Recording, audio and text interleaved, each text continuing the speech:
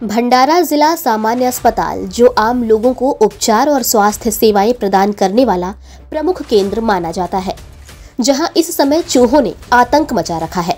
यहां भर्ती मरीजों के शरीर के ऊपर से 8 से 10 चूहे उत्पात मचा रहे हैं।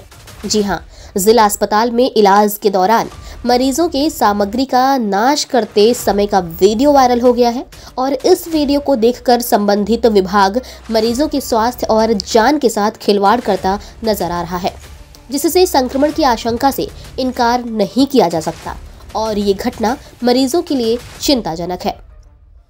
बताते चलें कि वीडियो में चूहे बिस्तर पर ऊपर नीचे दौड़ते नजर आ रहे हैं और कंबल ओढ़कर सो रहे मरीजों के बिस्तर पर चूहे दौड़ते कूदते नजर आ रहे हैं। जी हाँ, चूहे मरीजों को काट सकते हैं और उनके पास रखा खाना और दवा भी खा सकते हैं।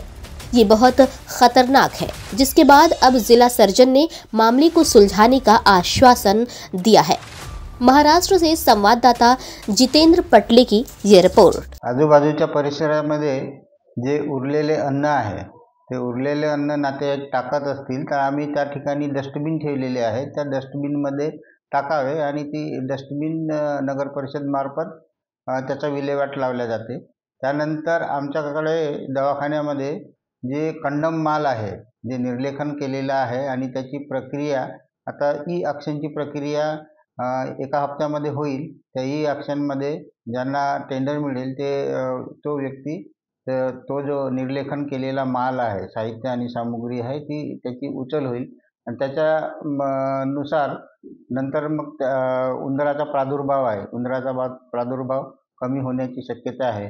त्यानंतर आम्ही प्रत्येक ठिकाणी ज्या उंदरासाठी रिपेलंट म्हणून यूज केल्या जातात, रॅट रिपेलंट, त्यासुद्धा ठेवलेल्या आहेत। अशा प्रकारे वेगवेगळ्या पद्धतीने आम्ही उंदीर आतमध्ये घुसला नाही पाहिजे याच्यासाठी प्रतिबंधात्मक कारवाया करणं सुरू आहे आणि लवकरात लवकर हे कंट्रोल करण्याची प्रक्रिया आम्ही करतो।